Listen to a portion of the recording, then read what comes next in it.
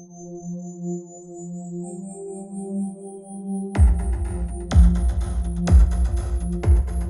hello, cutie. I'm back. And today we have another episode of Beauty and the Bibliophile. If you're new here, welcome to my channel and welcome to the Cute Life. I'm your cult leader, Leah.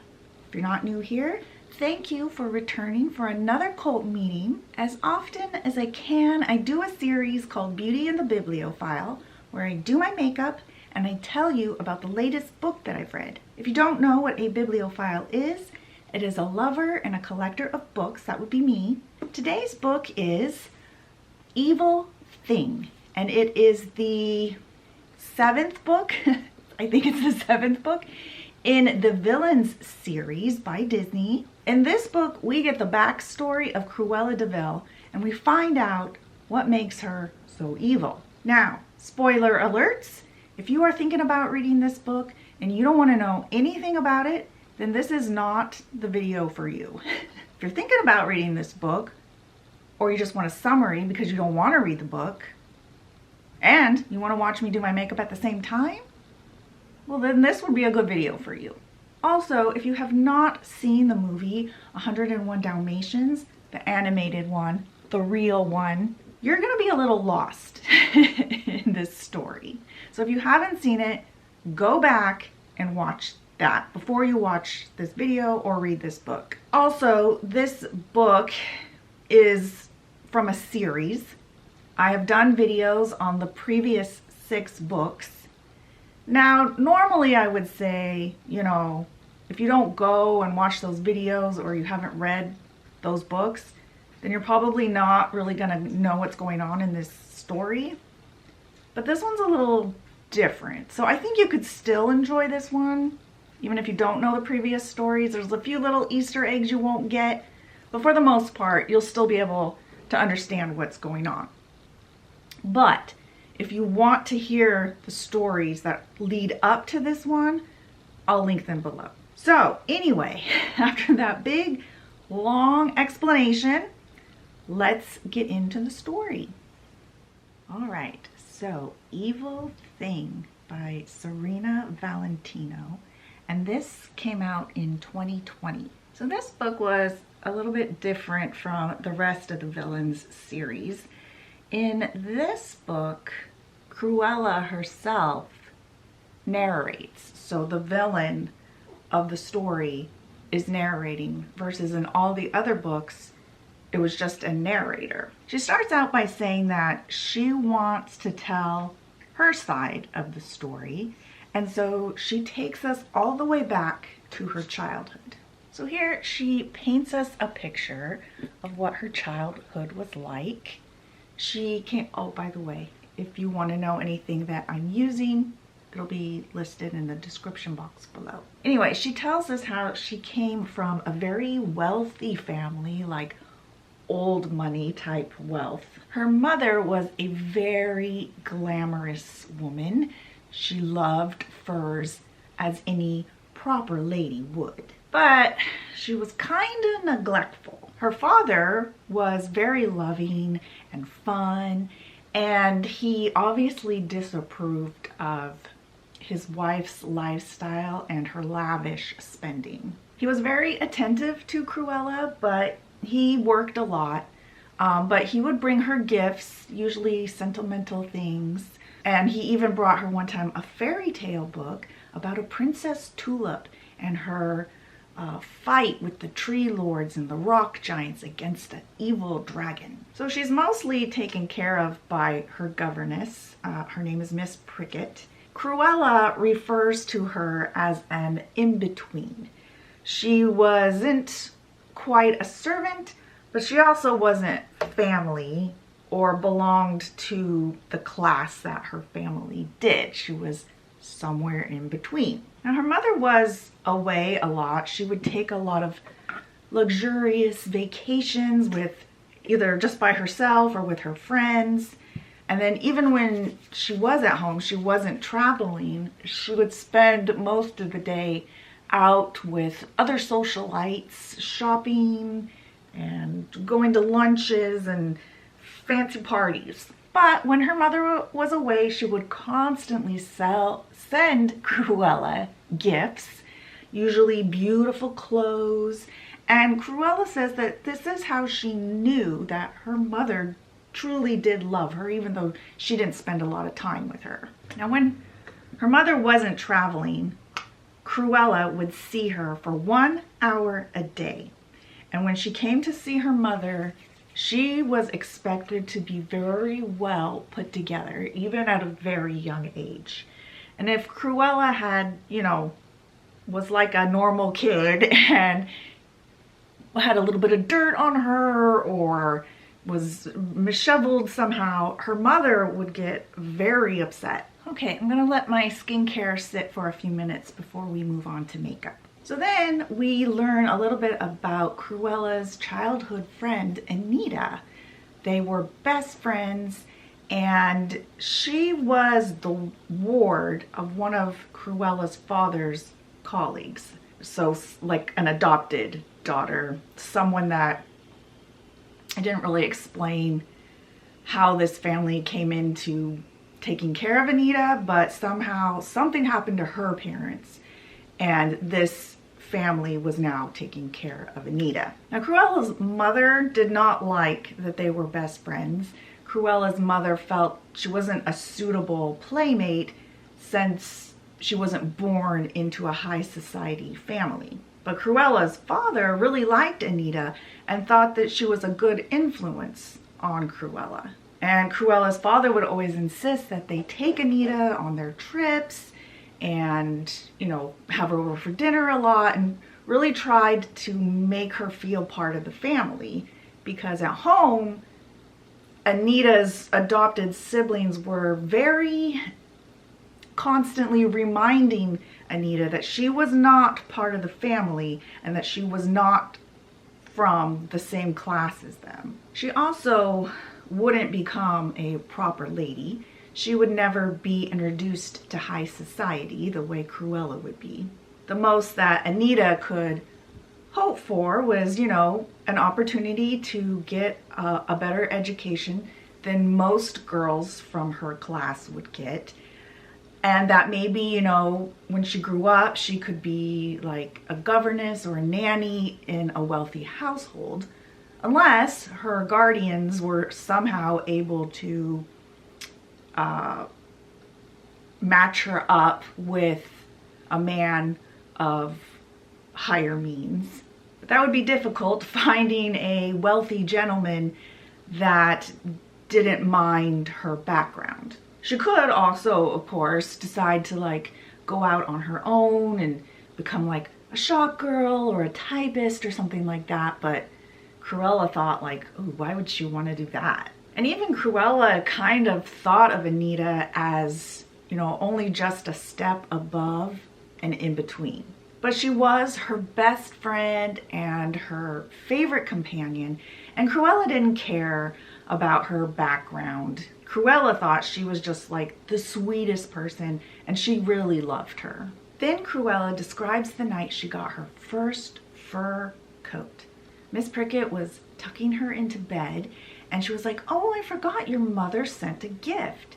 And she brings in this big white box with a red bow, and Cruella opens it, and it's a white fur coat.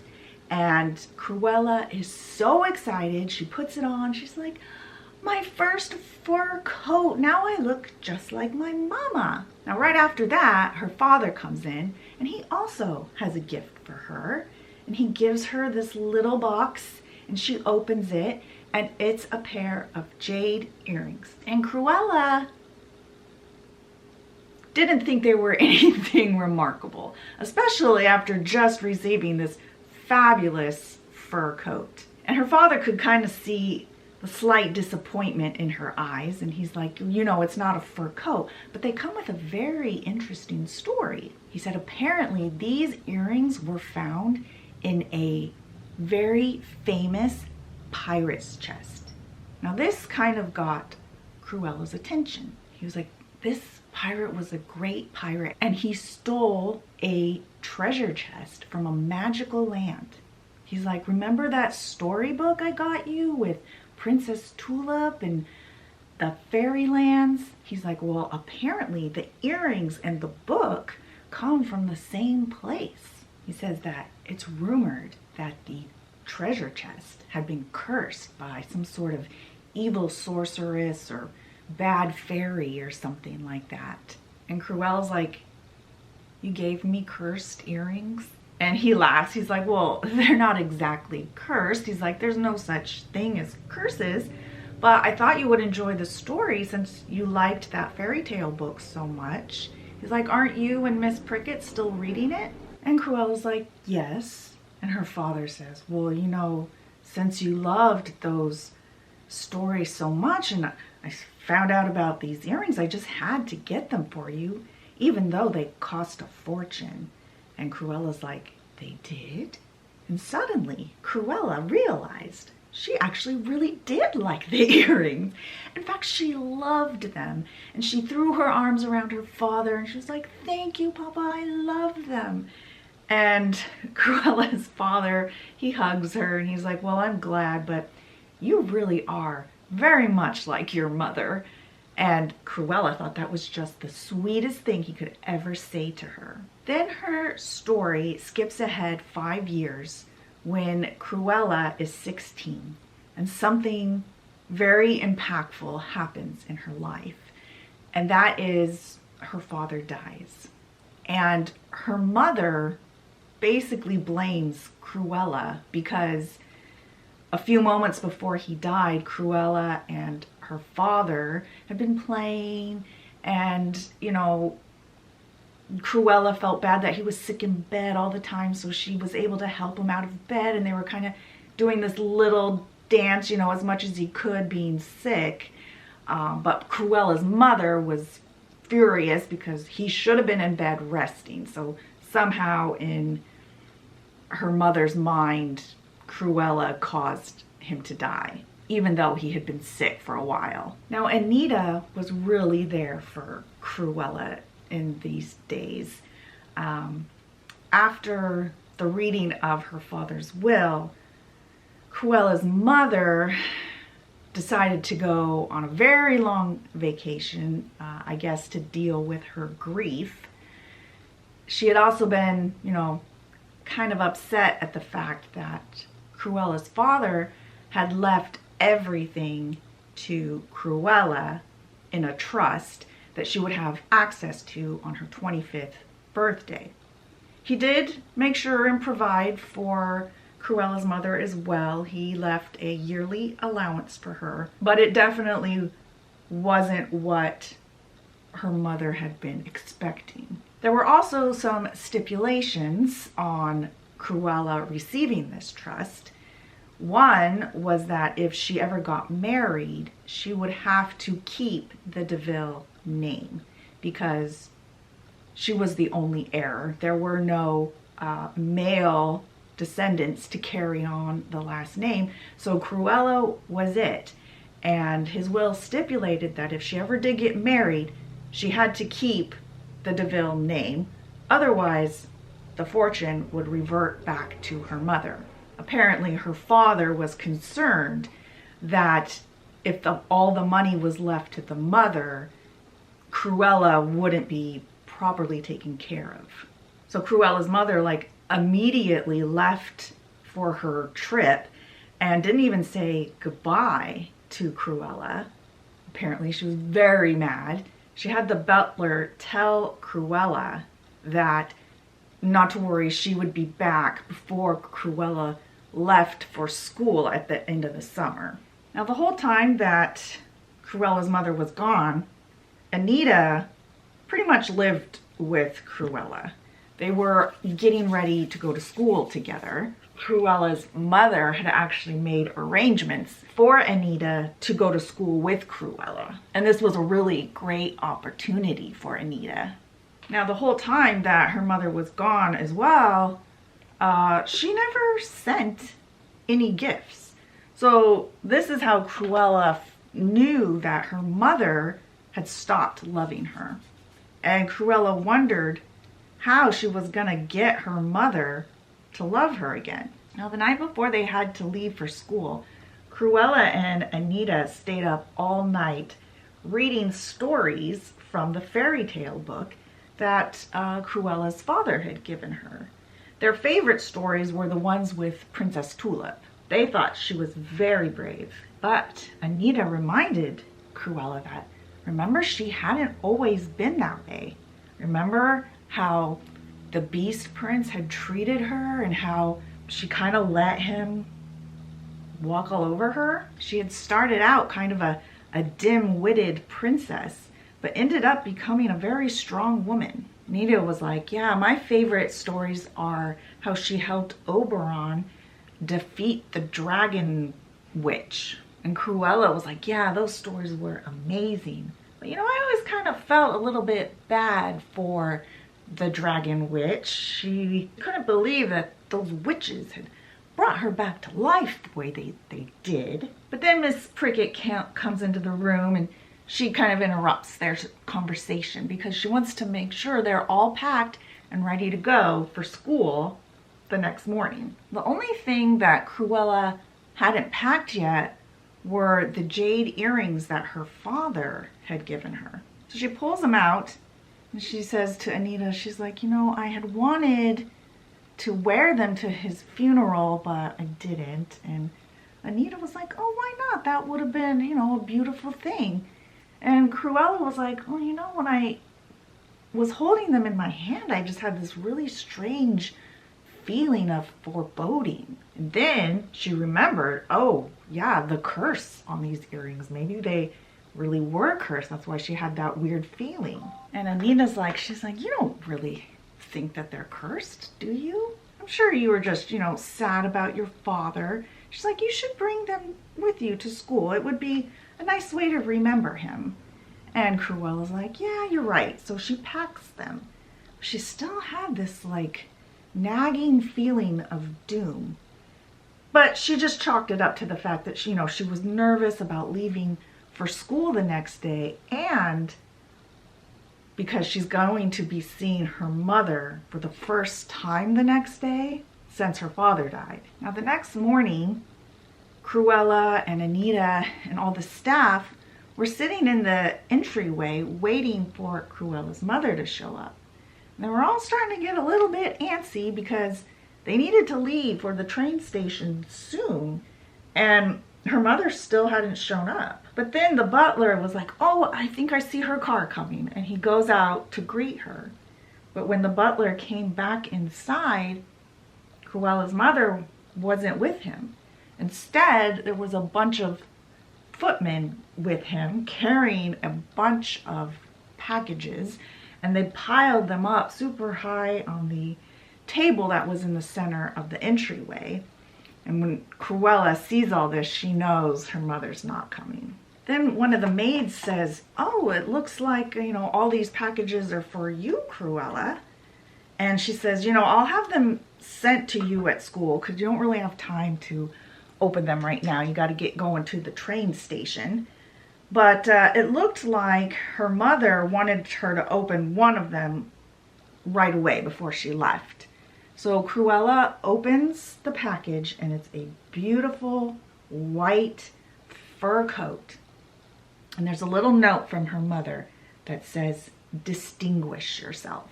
And then Miss Prickett's like, okay, well, we got to get going. Now at school, Anita and Cruella roomed together. Cruella's mother had made arrangements for that. And they loved their classes, and they loved hanging out together. But a lot of the more snobby girls at the school, they knew about Anita's background, and they would constantly tease her about it. But Cruella would always stand up for her. And, you know, even the headmistress and some of the teachers seemed to even kind of have a problem with Anita.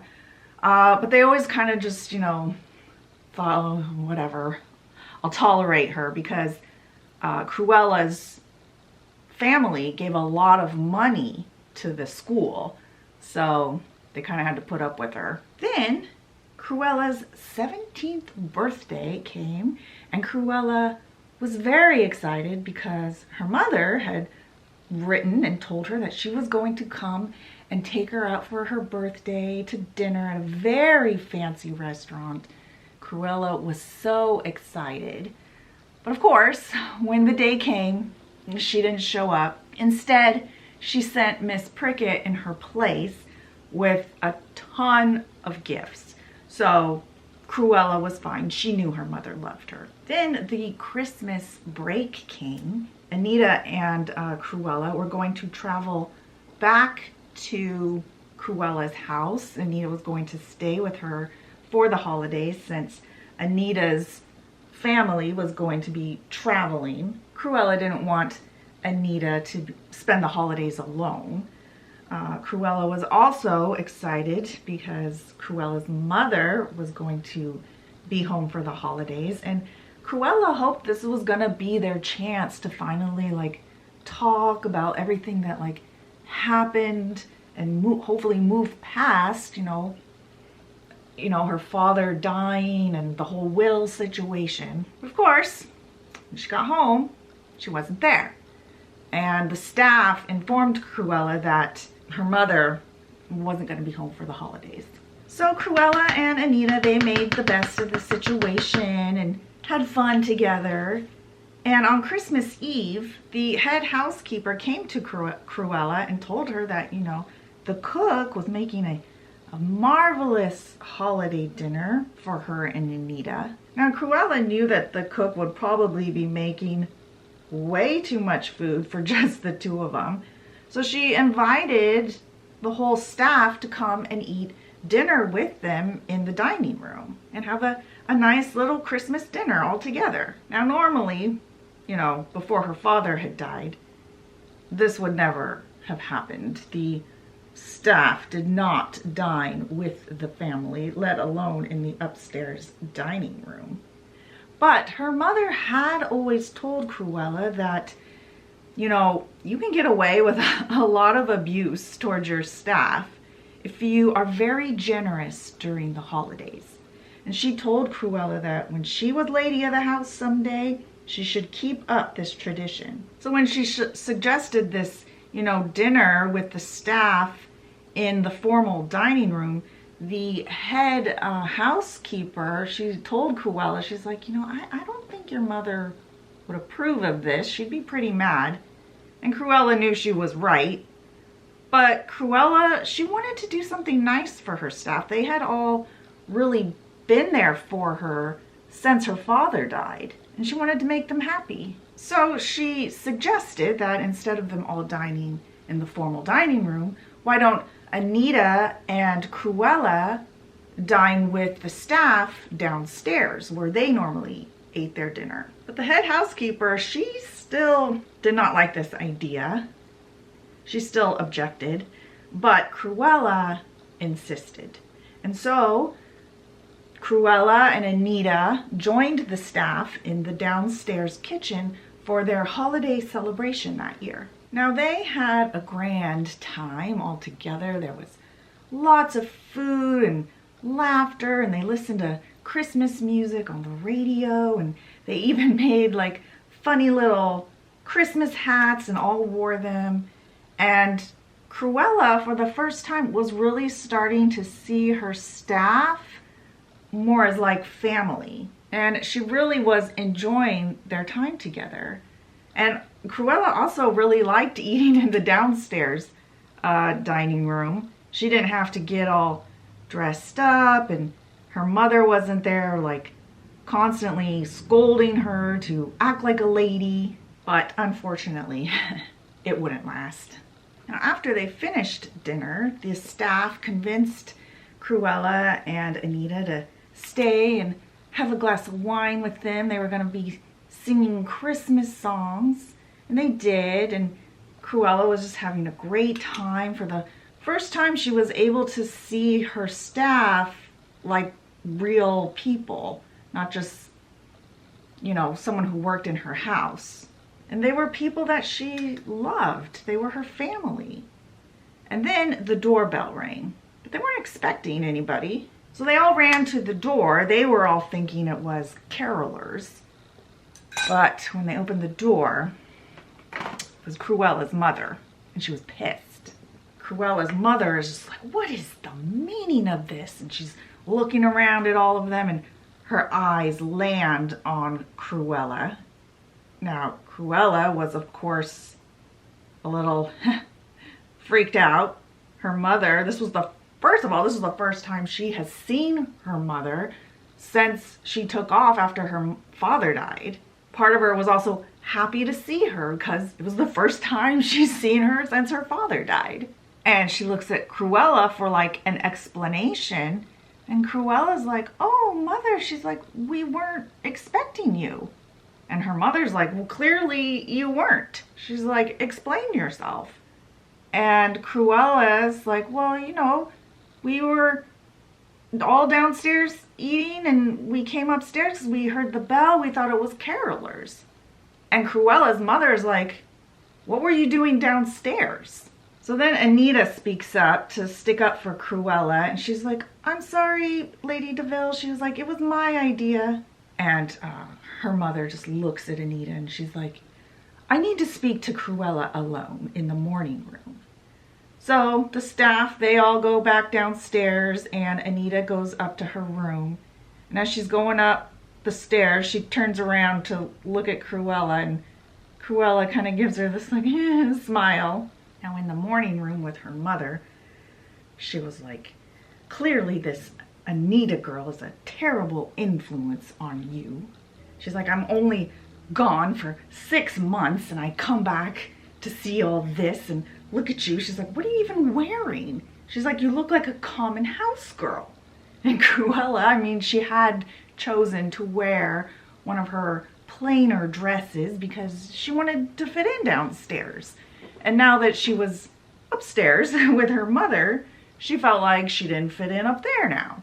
Her mother's like, it's too much, Cruella. She's like, I didn't send you to school with that girl to become a common housemaid. She's like, I should have never arranged for her to go to school with you.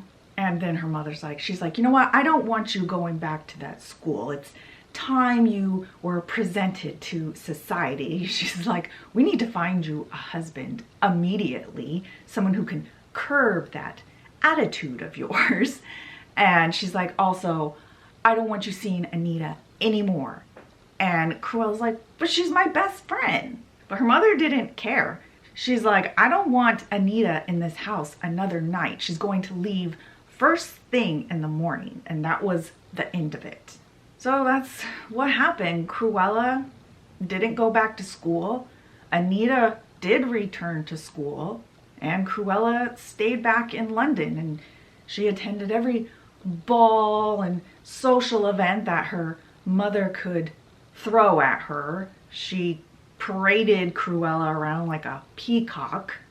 It was terrible for Cruella. She had to, you know, endure this constant parade of tedious young men that she couldn't stand. And she resented her mother for that and for keeping Anita away from her.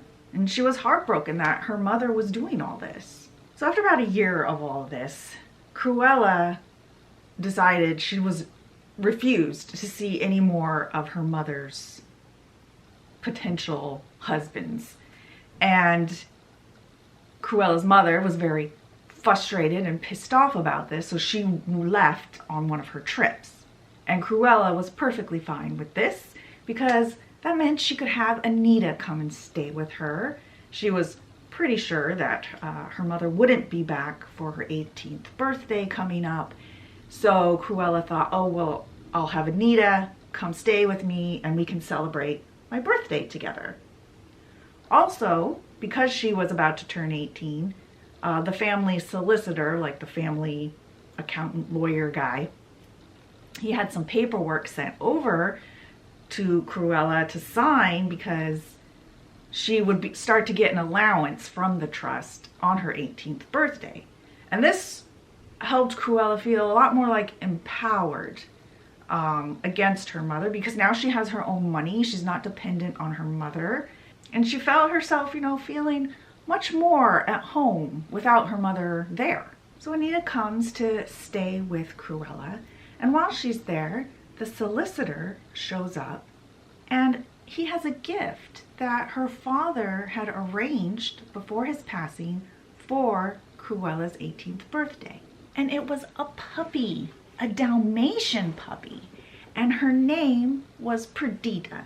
And the solicitor tells Cruella that, you know, her father had made this arrangement, and he was very specific on what kind of puppy and the name, because I guess Perdita was a character in the story Winter's Tale, which was a story that Cruella had always liked growing up. And along with Perdita was a note that said, "Distinguish yourself," just like the note that she would get from her mother with every gift that she sent her. But her father meant it differently than her mother. Her mother had meant it like, you know, distinguish yourself from everyone else, stand out from the crowd. But her father meant it like, distinguish yourself from your mother, be your own woman. Cruella took this whole gift and the note as like a sign that she was doing the right thing by distancing herself from her mother. And she was very happy. She was very happy with having Perdita and Anita around. For the first time, she felt like she didn't need her mother. Now, on Cruella's 18th birthday, her and Anita, they got all dressed up and they were gonna go out to a fancy dinner in a club. And since they were 18 now, this was kind of their first night out alone without a chaperone, and they were very excited. Cruella was also very excited because she was going to be presenting Anita with a brilliant idea. As soon as Anita was done with school, Cruella wanted the two of them to travel the world together, and she knew Anita would just be thrilled. So they ate their dinner, and during dessert is when Cruella presented this idea. But Cruella ended up being kind of disappointed because Anita had already made arrangements to attend typing school after she graduated. And Cruella's like, typing school? Why would you want to go to typing school when you could travel the world with me? Anita is like, well, you know, Cruella, she's like, you don't really know what the real world is like. She's like, I don't want to be a governess or a companion to some rich lady. She's like, I love you, Cruella, but you know, you don't know the real world. I need money to survive. She's like, I'm not like you, or you don't even have to think about money.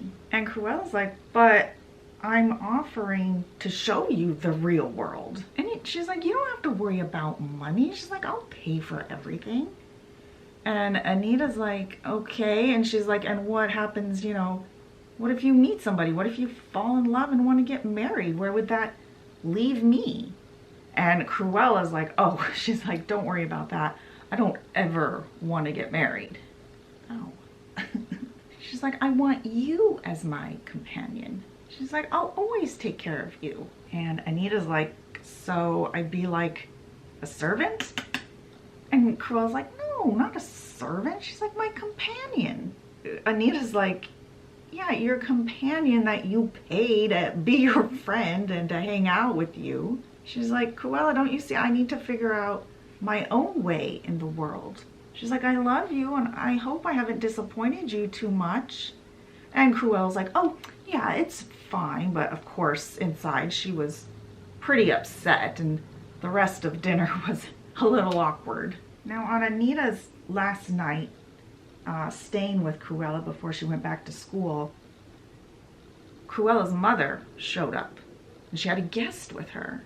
It's a very handsome young man, an American, and Cruella kind of liked how not stuffy he was like a lot of the men in London. He wasn't afraid to show his emotions or say what was exactly on his mind. Her mother introduced him and said that this was Lord Shortbottom, that she had met him on her travels to America, and quite by chance they were on the same ship back to London. I guess he had some kind of business or some properties there or something. He was there for some reason. Anyway, Cruella's mother told him that he just had to meet her daughter, Cruella. And Cruella's like, oh, well, welcome to our home, Lord Shortbottom. And he insisted that she call him Jack.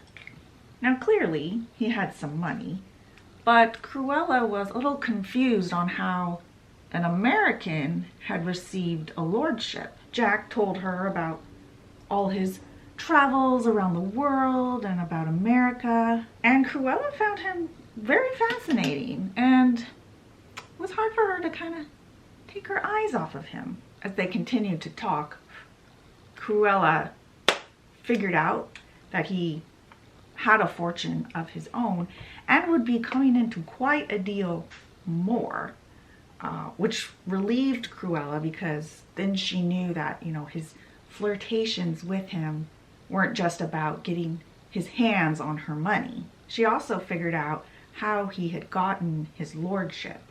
So apparently he was like a cousin or something to some baroness who didn't have any children, and so was going to be leaving her fortune to him. So they all had dinner together in the dining room, and it was all quite pleasant and lively. Cruella's mother was in a very good mood, and she even included Anita in on the conversations.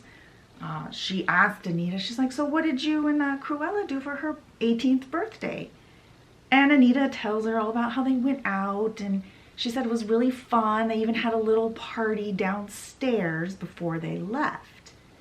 And Cruella froze a little bit, because she knows how her mother feels. One, about the servants, and two, Anita. But her mother was very well behaved. But Cruella was also like a little bit mad at Anita for saying that, because it's like Anita knows how her mother feels about that kind of stuff.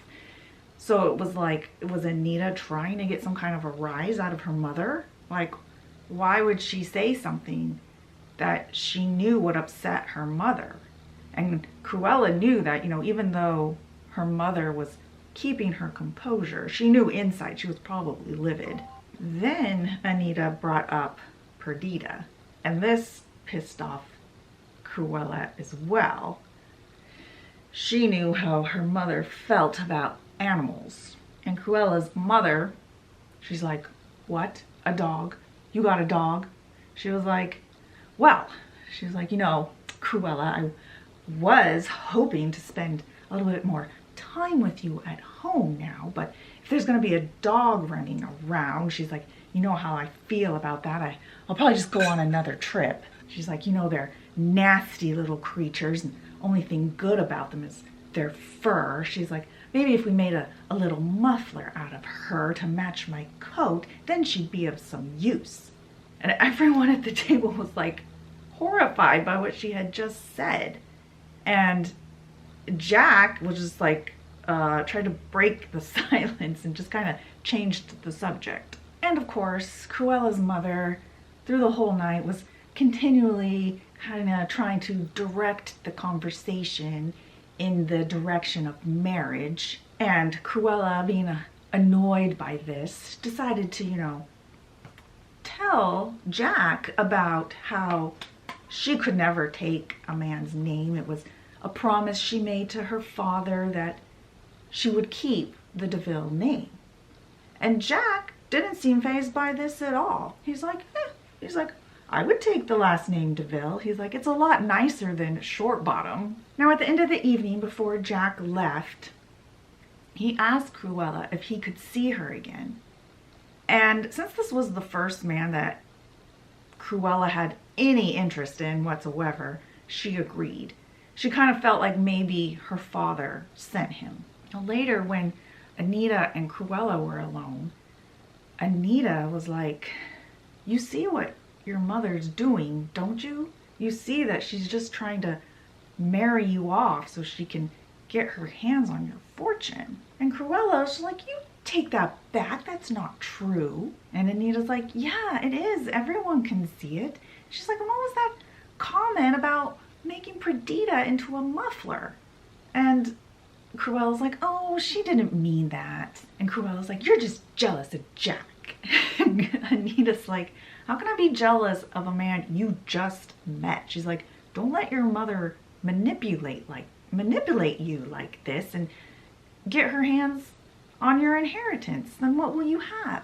And Cruella's like, oh, that's not gonna happen. She's like, you heard Jack, and even if we did get married, he's fine with taking my name. And Anita is like, Cruella, didn't you see your mother's reaction when Jack said that he wouldn't mind taking your last name?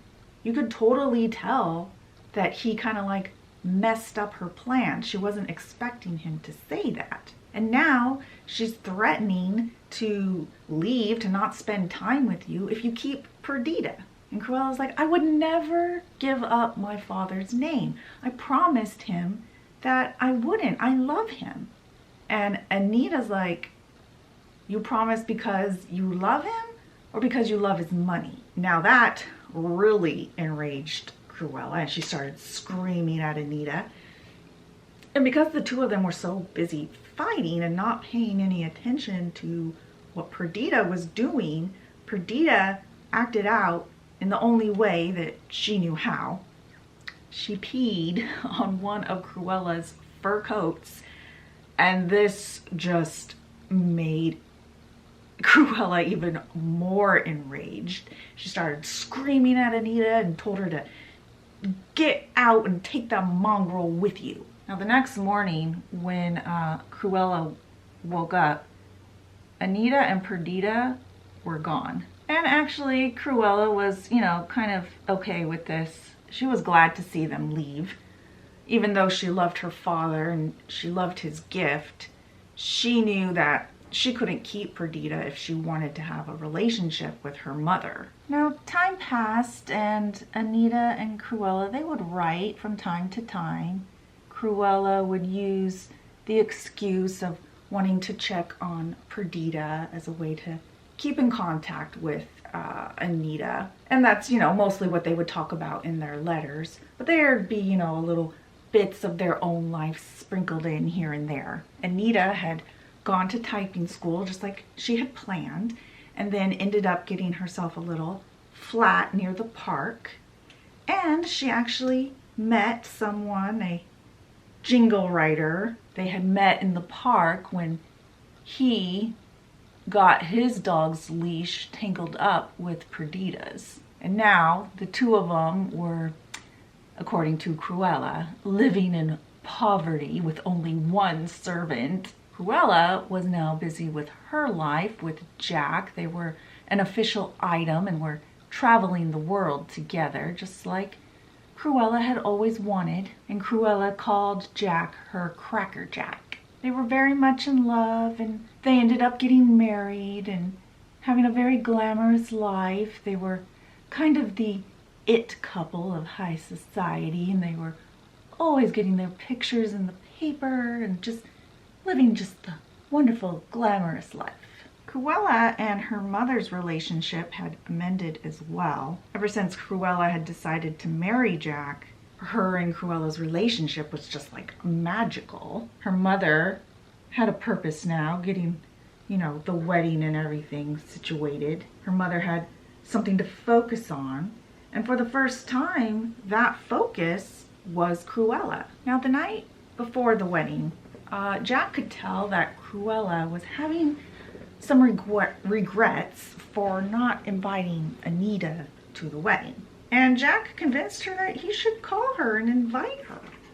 But when her mother heard about this, she told Cruella that if you're inviting Anita, well then I guess I can't be there. And when Jack, seeing this, sees Cruella's mother manipulating her again, he started to protest a little. But Cruella like squeezed his hand like to say, you know, leave mother to me. She had an idea. So Cruella says to her mother, she says, well, you know, if you don't come to the wedding, you're gonna miss our big surprise we had for you. And Jack, you know, he plays along. He's like, oh yes, you're gonna miss the surprise. And Cruella says to her, she's like, you know, I've decided that I want to leave my inheritance to you. And if we were gonna tell you like at the wedding, but if you don't come to the wedding, I guess, you know, we can't surprise you. That's her reasoning here. And Cruella's mother's like, are you sure? Her mother had gone from pouting and angry to jubilant in like a second. And Cruella was like, yes. She's like, you know, we don't need the money. She's like, but you do. And her mother's like, oh, Cruella. And she runs up and she gives her a big hug. And she's like, I love you, Cruella. And Cruella's like, I think that's the first time she's actually said those words to me. Her mother finally loved her. Now later, Jack was like, are you sure about this? He's like, I mean, if that's what you really want, I'm happy for you, but I'm worried that maybe you're doing this for the wrong reasons.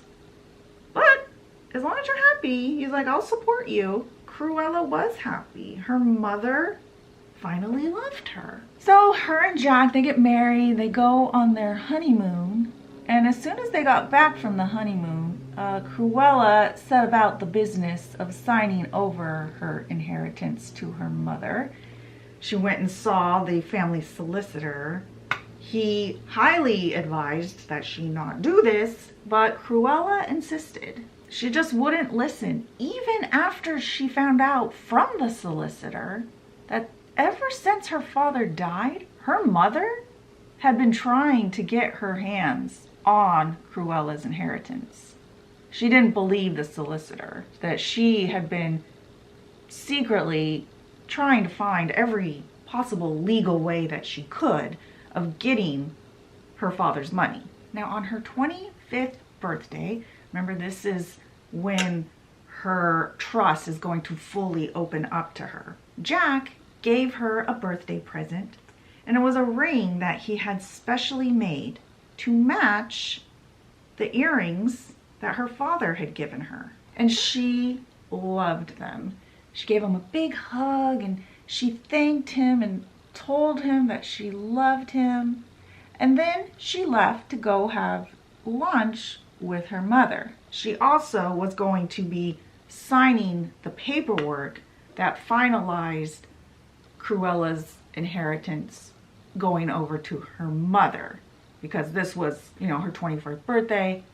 This was when she was allowed to do that. The money was completely under her control. Anyway, so she tells Jack that she loves him and says goodbye. But Cruella didn't know that this would be the last time she'd ever see Jack. While Cruella was at her mother's, she received a call, a terrible call, that her house had caught on fire and that the staff were the only ones that survived, or at least most of the staff. And the staff knew that Jack had been in his study, and they all ran to the study to try and get him out, but they were blocked by fire and they couldn't, and Jack died. The entire house with Jack in it burnt to ashes. And she received this call at her mother's house literally minutes after they had finished signing the paperwork for Cruella's mother to take over her fortune. Now Cruella stayed with her mother in her old house after this, and she locked herself up in her old room for weeks and refused to eat. Now one day, after about a month of all this, Cruella's mother comes barging into her room. She starts telling her she needs to get up and insisted that she eat something. And she goes to pull the duvet away from Cruella. And when she sees Cruella, she's like shocked and terrified. Cruella's hair had gone half white, and the other half was still the black color that it had always been. Now her mother was so shocked and scared by this that she had a doctor come and look at her. And the doctor was like, well, you know, it's not that crazy. He's like, she's still suffering from grief, so it's probably just that, okay? But he was more concerned about the fact of how thin she had become. So that evening, Cruella's mother insisted that she get dressed and she come down and eat something at dinner. So Cruella, she forces herself to get dressed and go down to dinner. And during dinner, Cruella's mother informs her she's going to be selling the house. And that in 2 weeks' time, Cruella, she needs to, go about her life, get her life together, and find somewhere to live. And Cruella was like, she's like, I was kind of hoping I could stay in my childhood home, the place I feel the most safe, for a little while longer while I'm grieving my husband. And Cruella's mother was not sympathetic at all. She kept telling her she needed to move on with her life. It seemed to Cruella that she herself was kind of getting in the way of her mother's new life. The new life that she had created for herself with Cruella's money. Here, Cruella had just given her everything. Cruella now has nothing, and her mother's acting like this. Her mother told her that the house was hers now, and it was hers to do with what she willed. But Cruella was just like, oh, well, thinking to herself, she's like, well, I'll be getting Jack's money soon, so I'll be able to move on, and maybe, you know what, I'll just buy this house back from whoever mother sold it to. She's like, I don't care what price I have to pay. Now, after dinner, Cruella had to go and talk to the family solicitor about all this, about Jack's will and everything. But when she met with him, she found out Jack left her nothing because there was nothing to leave. Apparently, all his businesses were underwater, and whatever was left, his business partners got. So Cruella literally had nothing. She didn't have her father's money, and she didn't have her husband's money. He had been struggling the whole time they were married, and Cruella knew nothing of it. And when her mother finds this out, she's like, Cruella, what will you do? Where will you go? How are you going to provide for yourself? She tells her mother that, well, apparently the solicitor also told her that Cruella's father had arranged for Cruella to get their family estate that was way out in the country somewhere, De Vil Hall. Apparently her father had made this arrangement just in case something like this happened. She'd still have a little something, this estate out in the country. And her mother's like, oh, well, great. See, you're taken care of. I don't have to worry about you. You should go and live out in the country and make yourself a new life. And Cruella was like, well, it's kind of an old place. She's like, the tenants on the property and the farmers and stuff, their rent is barely enough for the upkeep of De Vil Hall, let alone enough to live off of. Cruella's like, could you reconsider like selling the house, or maybe I could just travel with you? And her mother's like, oh, no, that's not possible. You should go live in De Vil Hall and make a life for yourself. She did not apparently want Cruella interfering in whatever plan she had for herself, regardless of like the horrible things her daughter was going through. Cruella felt like she was being like exiled or something, like her mother was ashamed of her and wanted to hide her out in the country, miles outside of London. She didn't want to be embarrassed by her penniless daughter. And where would a better place be than De Vil Hall, where no one would ever see her? And this place would later become known as Hell Hall. So Cruella moved out to the De Vil estate, and she was out there alone and heartbroken, and she would cry all night long and scream. And that's how it got the name Hell Hall from the surrounding village, because they could hear her up there. She had given her mother everything that should have been hers, and then her mother just abandons her in her time of need. So after some time in this depressed state, Cruella decides to call the one person that she thinks still might love her, and that's Anita. She calls her and she asks her if she could meet her to tell her that she was sorry and all these things that she wanted to tell her, but she wanted to tell her in person. And she also wanted to see Perdita again. And Anita was a little hesitant at this. She's like, you know, I don't know. She's like, we've been through a lot and some hurtful things happened. I don't know. And Cruella was like, well, please. She's just like, I really want to tell you these things. Plus, I mean, Perdita is mine.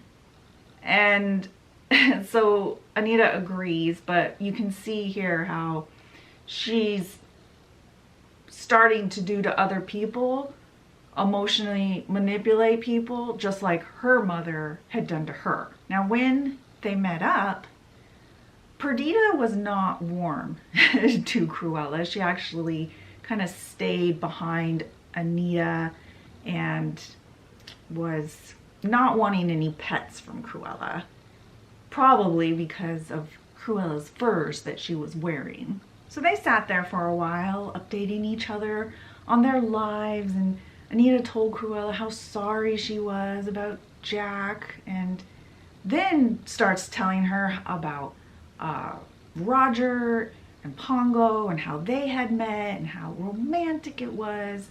And as Cruella's sitting here listening to this, she's starting to have a distaste for Anita. She's thinking to herself, like, she's prattling on and on about her romance and her life, knowing that Cruella had lost her Jack. She barely even acknowledged it, is what Cruella's thinking. And the more that Anita talked, the more Cruella disliked her and her stupid dog. Neither of them even loved her anymore. Perdita didn't even know her. And Cruella's thinking to herself that her mother was right about Anita. And she wanted to hurt Anita the same way, you know, that Anita had hurt her. She wanted to show Anita that she wasn't someone to be pitied. She wanted to have a spectacular life. She wanted to make something of herself and have her mother be proud and have Anita jealous. It was all Cruella could think of. And Anita, she's talking, she's sensing that, you know, Cruella is a little preoccupied in her own head. And Cruella's just like, oh, I'm sorry. She's like, I'm just a little sad that, you know, Perdita doesn't remember me. And Anita's like, oh, she's like, yeah, I'm sorry. She's like, it's probably just because of her condition. She's feeling a little vulnerable around strangers. And Cruella's like, her condition? And Anita's like, yeah, she's pregnant. She's going to be having puppies very soon. And then it comes to Cruella. She's like, puppies? Cruella's thinking, this is how I'm going to get my revenge on Anita and her stupid dog. This is how she's going to distinguish herself and make her mother proud. And nothing else mattered. So shortly after their little coffee date, Cruella hired Jasper and Horace. They were a couple of back alley henchmen. She gave them some of the little money that she had to buy up all the Dalmatian puppies in the city. Then she called Anita and she told her everything that she had planned to tell her at their date. But how sorry she was. She was trying to, you know, mend their friendship more. But she didn't mean any of it. She was trying to make Anita feel sorry for her. I mean, who better to give the puppies to than a lonely, grieving widow? And as Cruella predicted, Anita agreed to give the litter to Cruella. Now from here on out, it's pretty much the movie. Cruella decided one day to stop by their house to check on Perdita's progress. But as she's walking up to the door, she can hear Roger making fun of her, like singing a little song about her. He calls her like an evil thing. She couldn't believe it. She had to like keep her composure. She had to keep her relationship friendly and keep them feeling sorry for her. So she keeps her composure, and she goes bursting into the house, and she's like, Anita, darling. And when she asks about the puppies, Anita's like, oh, well, it's gonna be at least 3 more weeks. So Cruella's like, oh, okay. And so she leaves, feeling very entitled to those puppies because, after all, Perdita had been hers, and in Cruella's mind still was hers. So about 3 weeks later, Cruella gets a call at Hell Hall from Anita. And she tells Cruella that the puppies, they're going to be arriving soon, that Perdita's in labor. But Cruella also got the sense over the phone that Anita was kind of trying to get out of her promise to her. Like, she didn't want to give the puppies to Cruella, but Cruella was not going to have that. So she went driving over there immediately. Now, when she got there, she learned that Perdita had had 15 puppies, and Cruella offered to buy them all. Cruella knew that Anita was expecting her to only want maybe 1 or 2, but she had promised her the whole litter, but that had been before she knew just how many Perdita was carrying. But Anita went back on her promise, and she said that they couldn't possibly give them up, that Perdita would be heartbroken. Now this made Cruella livid. She had changed her mind. She went back on her promise. But Cruella kept insisting. She was like, you guys can't afford all these puppies, and I'll pay you twice what they're worth. Even though Cruella knew she couldn't cover the check. But Roger put his foot down, and he said, we're not selling them to you. He's like, not a single one. And Cruella left enraged, yelling. She's like, I'll get it even. She's like, just wait, you'll be sorry, you fools, you idiots.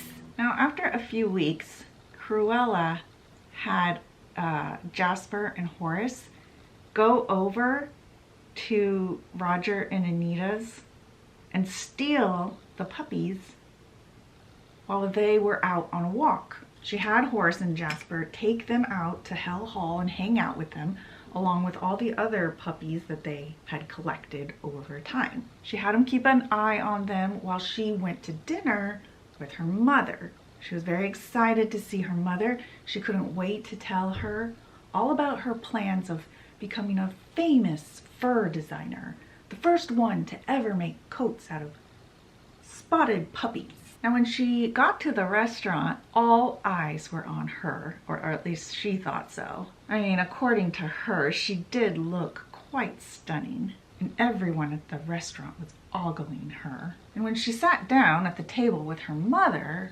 was like, are you feeling okay? She's like, oh yeah, I'm fine. She's like, I have great news to share. And her mother's looking around. She's like, I'm not sure you should be out. She's kind of glancing at all the people staring. And Cruella's like, oh, Mama, I'm used to people staring at me. People look wherever I go. She's like, yes, but Cruella, you're so thin and pale. She's like, I think we should go. She's like, you look like you haven't slept in weeks and your hair, it's so wild. And Cruella's like, but I haven't shared my news with you yet. And her mother's like, okay. She's like, what's your news? You know, still kind of looking around. She's not comfortable with the fact that everyone is still gawking at them. And Cruella was getting a little bit upset about this. They were making her mother uncomfortable, and they were ruining their evening. Well, she wasn't going to stand for it. So she gets up and she raises her voice and tells everyone could you stop staring at us and pay attention to your own meals and your own conversations? And her mother was so embarrassed. She's like, Cruella, she's like, sit down, you're making a scene. And Cruella's like, no, Mama, she yells. She's like, they're making the scene. And her mother's like, Cruella, stop this at once. And she stands up, she grabs Cruella by the arm, and she like forces her to sit down. She's like, what did you expect coming out in public looking like this? You look like a skeleton in rags. She's like, let's go. She's like, but Mama, I haven't shared my news yet still. She's like, you're going to be so proud of me. She's like, remember Perdita, that horrible dog? Well, she's having puppies. And remember your suggestion about making a muffler out of her? She's like, well, I am going to do just that. She's like, you're gonna love it. You're gonna be so proud. And her mother's just like, Cruella, stop. Then some staff comes over with their coats. And Cruella's mother convinces her that, you know, she's just far too famous to be out in public. And plus she didn't want anyone stealing her ideas about spotted fur coats. Now outside of the restaurant on the street, her mother tells her, go back to Hell Hall and get some rest. And then she blows her a kiss. She just drives off. So Cruella goes back to Hell Hall a little confused. She thinks that maybe her mother didn't understand like what she was telling her, because she didn't seem to get that excited as, you know, as Cruella expected her to. But that's okay. She would make it up to her once the coat was actually finished. Then her mother would get it. So she tells Horace and Jasper to get on with the puppies.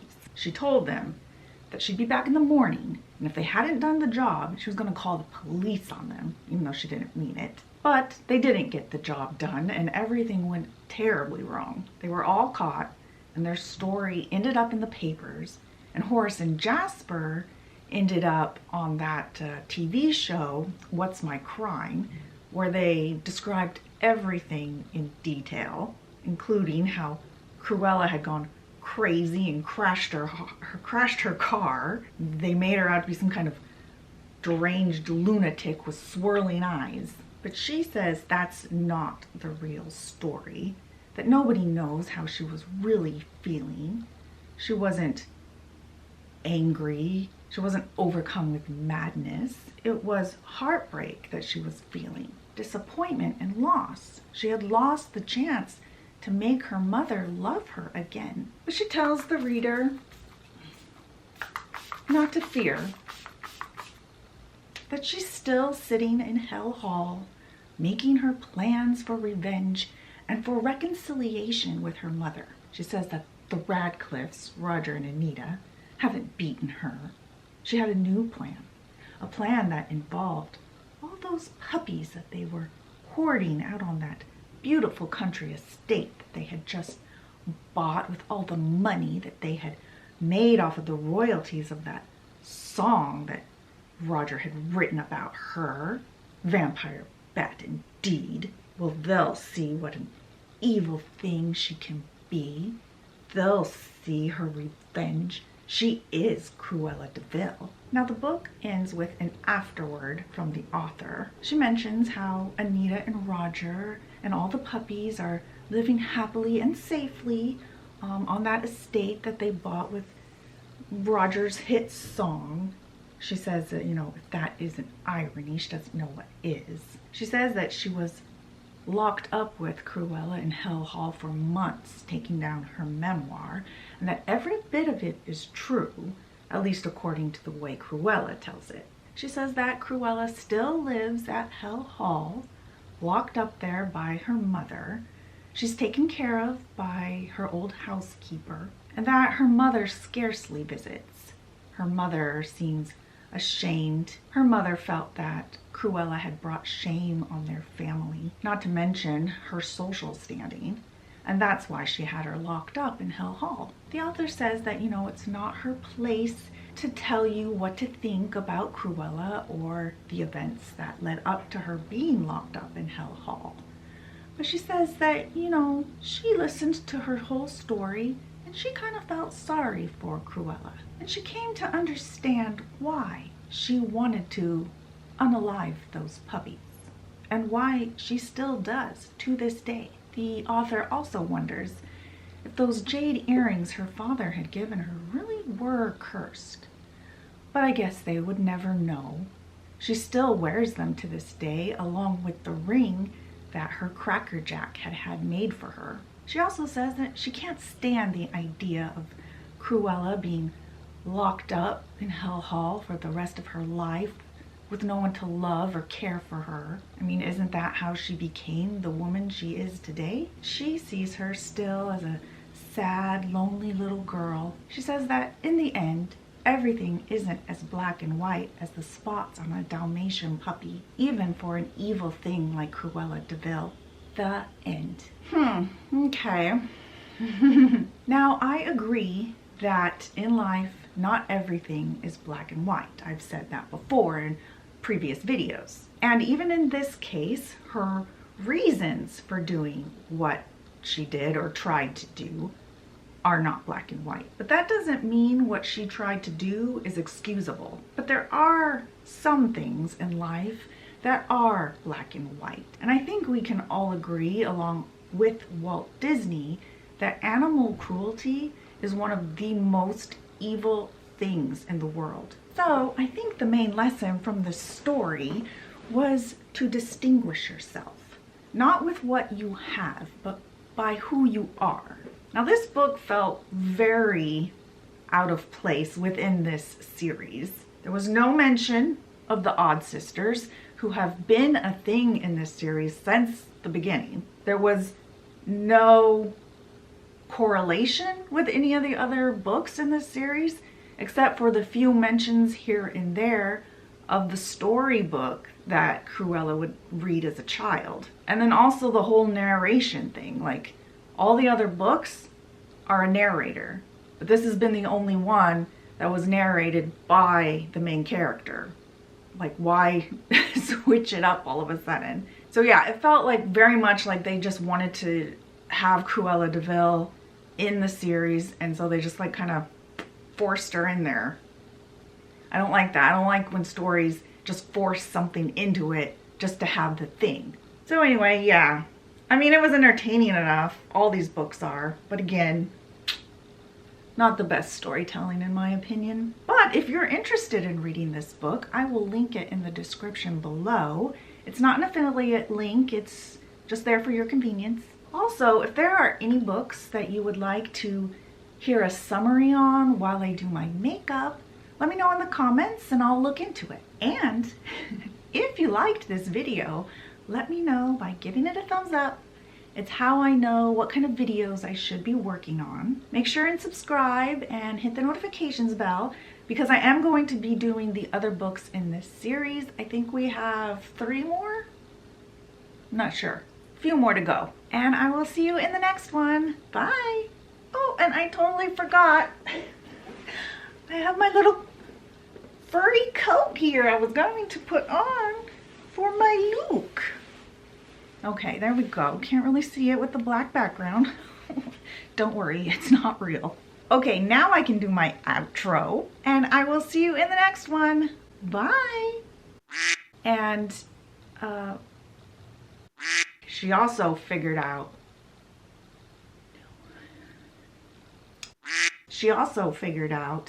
that she then told Anita that, you know, if you're inviting, no. And this book was, it felt very out of place within the series of this whole villains series.